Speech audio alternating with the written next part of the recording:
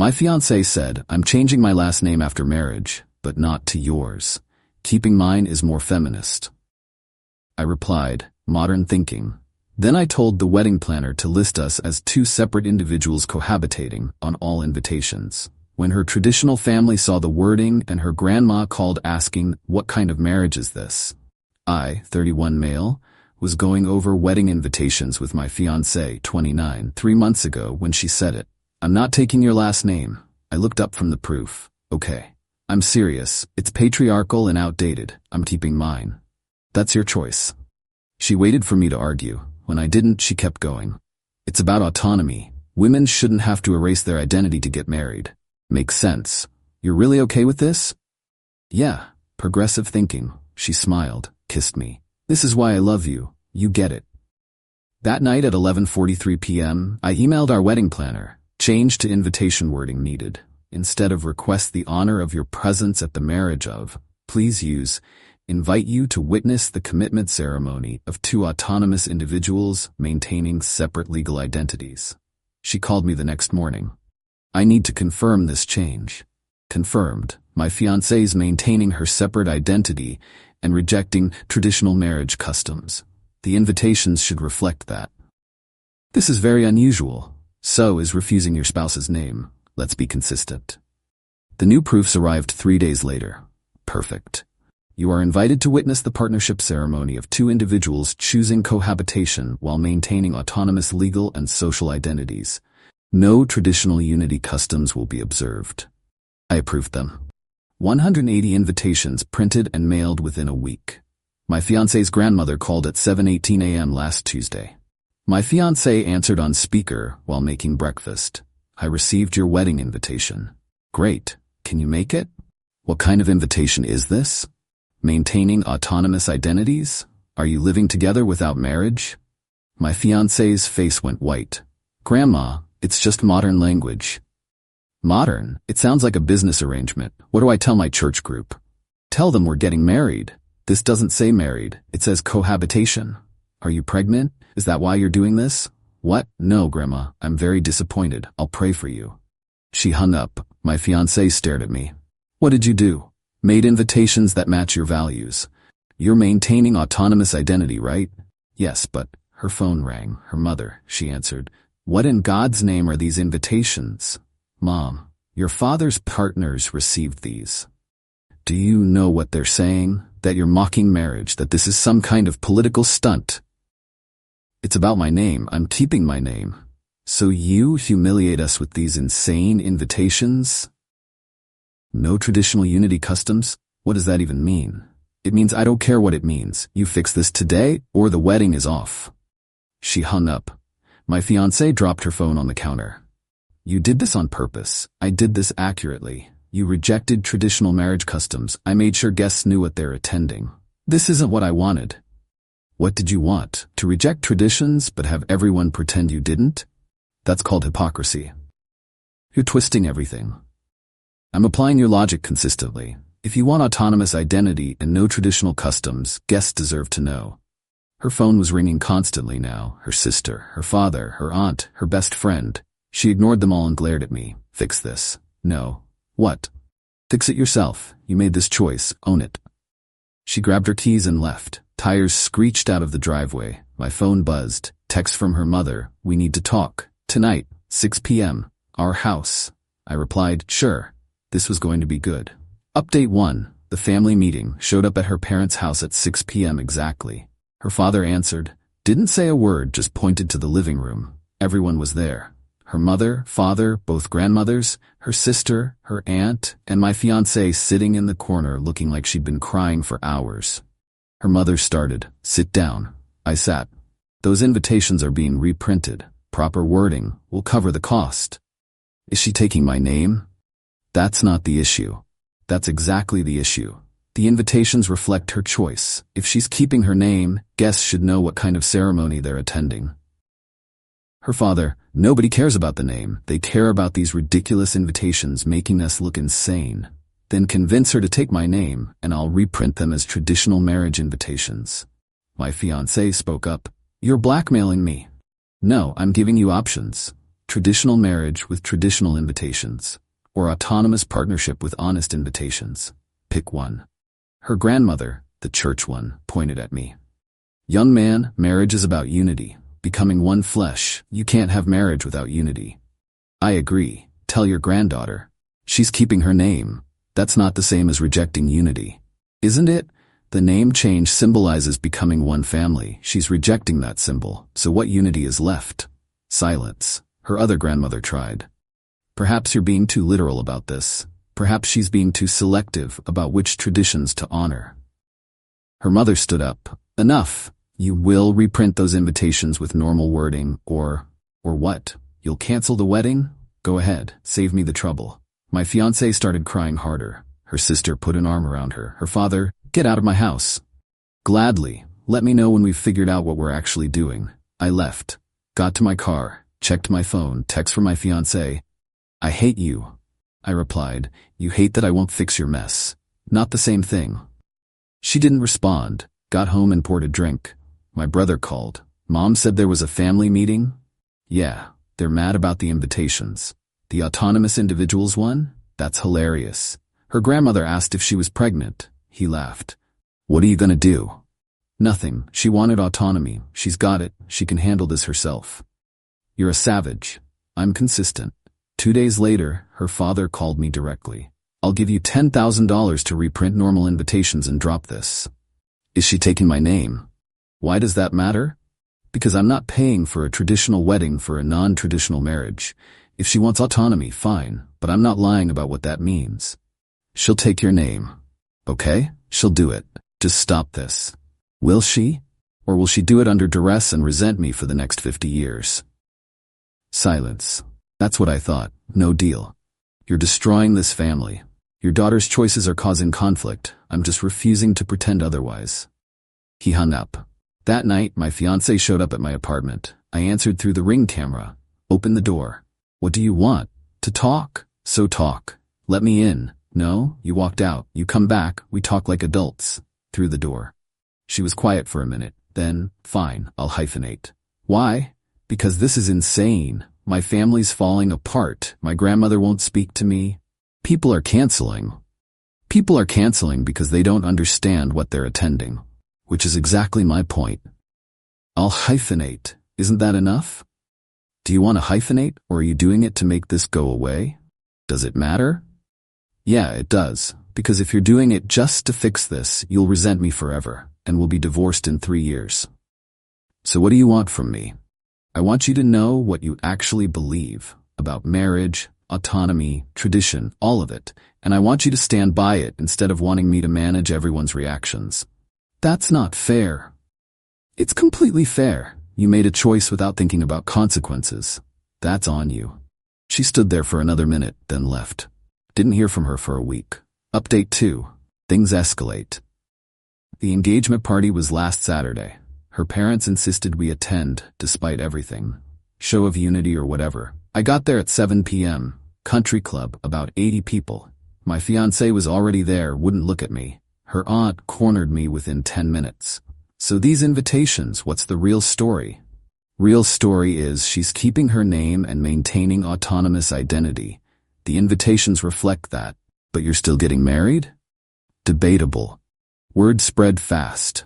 By 7:30, people were asking me directly about the invitations. Are you two really not becoming a family? She doesn't want to become a family. She wants to maintain separate identity. That's not what marriage is. I agree. Take it up with her. My fiancé pulled me aside at 8 p.m. Stop telling people that. Stop telling people what you actually said. No, you're embarrassing me. You're embarrassing yourself. You wanted to make a statement. Congratulations, everyone heard it. Her best friend approached. Hey, congrats on the wedding. Though those invitations were unique. My fiancé, it's nothing, just a printing issue. Me, not a printing issue. She's maintaining autonomous identity and rejecting traditional marriage customs. The invitations are accurate. Best friend. Oh, so you're not taking his name? My fiancé, I'm keeping mine for feminist reasons. Her grandmother appeared. Feminist? Is that what we're calling it? In my day, feminists burned bras, not marriage certificates. Other guests were watching now. This was becoming a scene. Random guest. So wait, if you're not taking his name, what are you doing? Me, cohabitating while maintaining separate legal identities. My fiancé. That's not, stop saying it like that. Me, how should I say it? Her, like we're getting married. Me, are we? Because marriage traditionally involves becoming one family unit. You're rejecting that. Her mother swooped in. Okay, let's all calm down. Her grandmother wasn't done. I've been married 54 years. We became one. That's marriage. This is roommates with papers. The party got quiet. Everyone staring. My fiancé ran to the bathroom crying. Her sister followed. Her father approached me. You need to leave. Your daughter created the situation. By keeping her name. That's it. No, by wanting contradictory things. She wants feminist autonomy at a traditional country club party. That's the problem. Get out. I left. Drove home. Poured a drink. My phone exploded. Texts from her side calling me controlling, manipulative, abusive. Then her lawyer sent a letter. She's demanding I pay $15,000 for reprinting invitations with appropriate wording, or she'll sue for emotional distress. I forwarded it to my lawyer. He called me laughing. She has zero case. What do? Nothing. Let her waste her money if she wants to file. But she wasn't done. She filed a complaint with my company's HR. Claimed I was harassing her and making her fear for her safety. HR called me in. I brought printed evidence, her lawyer's threat letter, screenshots of her family's texts to me, records showing she'd contacted me, not the reverse. She's trying to get me fired because I won't reprint wedding invitations. HR was silent for a moment. Then, this is a personal dispute. We're noting her complaint as inappropriate use of company resources. If she contacts us again, we'll pursue harassment charges against her. Got an email that afternoon. She'd been banned from entering my office building. That night, she showed up at my apartment. 11 p.m., saw her on the Ring camera. She was with her mother and sister, all three of them. Her mother, we need to talk to you. Me through the speaker. About fixing this mess. Your daughter's mess, not mine. Her mother, she'll take your name, okay? She'll do it, just reprint the invitations. Does she want to, or is she caving to pressure? My fiancé crying. I want to, I'm sorry, I was wrong. When did you decide this? Her, tonight, after the party, I realize now. You realize that your choices have consequences. That's not the same as actually changing your beliefs. Her sister, oh my God, she's apologizing. What more do you want? I want her to mean it. She doesn't. She's just tired of the conflict. Her mother, you arrogant? Good night. I muted the camera. They stood there for 20 minutes before leaving. Got served with papers 2 days ago. She's actually suing me. $40,000. All wedding deposits plus emotional distress. My lawyer's response was brutal. Plaintiff initiated rejection of traditional marriage customs. Defendant created invitations accurately reflecting plaintiff's stated values. Plaintiff's embarrassment over her own choices does not constitute damages. Further, plaintiff's harassment campaign, including false HR complaints and late-night confrontations at defendant's residence, demonstrates malicious intent. Defendant reserves the right to countersue for defamation and harassment. Her lawyer dropped the suit within 48 hours. Update 3. The aftermath wedding was supposed to be this past Saturday. Didn't happen. My ex-fiancé, because, yeah, it's done, texted me 2 weeks before. I can't do this anymore. Wedding's off. I replied. Okay. That was it. No phone call, no meeting, just over. Her family's been trying to get me to pay for deposits. Her mother called yesterday. You caused this, you should pay. I paid $12,000 in deposits already. That's my loss. We paid $18,000. Dress, flowers, venue upgrades. You paid for a wedding your daughter wasn't ready for. That's not my responsibility. You sabotaged it with those invitations. I made honest invitations. She sabotaged it by wanting contradictory things. She threatened to sue. My lawyer sent her a letter reminding her that her daughter already tried that and failed. Haven't heard from her since. The social fallout's been interesting. Her friends initially rallied around her, posted about abusive men and manipulation tactics. Then someone posted the actual invitation text. Comments shifted fast. Wait, she wanted to keep her name but have a traditional wedding? How is being honest about that manipulative? Sounds like she wanted it both ways and got called on it. Half her friends now won't talk to her. The other half are tired of the drama. Her job situation imploded. She worked at a traditional law firm. Made the mistake of posting about smashing the patriarchy and refusing oppressive name change customs on LinkedIn. Her boss saw it, called her in. Asked if she was going to be making political statements during client meetings. She got defensive, said her personal beliefs shouldn't matter. He said, "Your personal beliefs that you posted publicly on a professional platform now reflect on this firm. We represent traditional businesses. Your stance is incompatible." She was put on probation, then resigned rather than face termination. Her grandmother, the church one, cut her out of the will. $175,000 trust fund gone. Her grandmother's reasoning, if she can't respect family traditions, she doesn't deserve family money. Her parents stopped helping with her rent. She had to move back in with them at 29. The friend group divided. Some took her side, most took mine, or just distanced themselves from all of it. Her ex-best friend texted me last week. "I'm sorry she lied to us about what happened, made you sound controlling. But I saw the invitations and your lawyer's response. You were just honest about what she wanted. She wasn't ready to stand by it." Several of her friends reached out with similar messages. Meanwhile, my life's pretty much fine. Lost $12,000 in deposits. That stings. But I have the money, and it's a cheap price for avoiding a disaster marriage. My job's good. Got a promotion actually, since I wasn't distracted by wedding planning. My family's supportive. My mother said, "Thank God you found out before the wedding." My brother's been telling the story at business school as a case study in cognitive dissonance.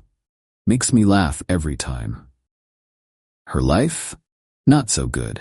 She's living with her parents, unemployed, cut out of her grandmother's will, down to maybe 3 actual friends, and dealing with the social stigma of a canceled wedding where everyone knows she caused it.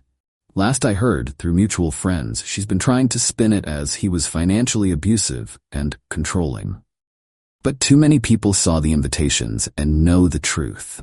Some people think I was harsh, that the invitation thing was petty.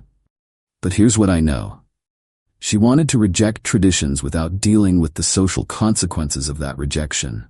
She wanted the aesthetics of progressive values without the substance, and when I forced her to actually stand by her stated beliefs, she couldn't. That's not someone ready for marriage. That's someone ready for Instagram captions and nothing more. The ring sold, got $9,500 back on the $11,000 I paid, almost covered my deposit losses. Not dating, not interested. Processing everything and focusing on work. But I don't regret it, because that wedding would have ended in divorce within 3 years, guaranteed. And that would have cost way more than $12,000.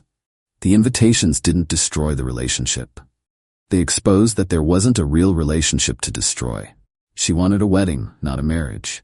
She wanted the party, not the commitment. She wanted the social approval without earning it. And when forced to choose between her stated values and her actual desires, she chose neither. Just blamed me for making her confront the contradiction. Some final updates on where everyone landed. Ex-fiancé, living with parents, job hunting, minimal social life, still claiming victim status. Her mother won't speak to me, blames me for ruining her daughter's life. Her father tried to get me fired through his business connections, failed. Her grandmother, church, wrote me a letter saying, "You did the right thing, marriage requires conviction." Her best friend, apologized, now friendly with me, cut ties with ex. Her sister, neutral, tired of the drama. My family, proud of me for standing firm. Mutual friends, 70% took my side after seeing evidence, 30% ghosted both of us, mutter. The venue kept our deposit but offered to let me use credit toward a future booking. I declined. Can't imagine bringing another woman there. My apartment's quiet, no wedding photos, no marriage, no disaster. Just peace and the knowledge that I dodged the biggest bullet of my life. The invitations were never about revenge. They were about honesty. About forcing someone to confront what their choices actually meant. She failed that test, and that tells me everything I need to know. Worth every penny of that $12,000.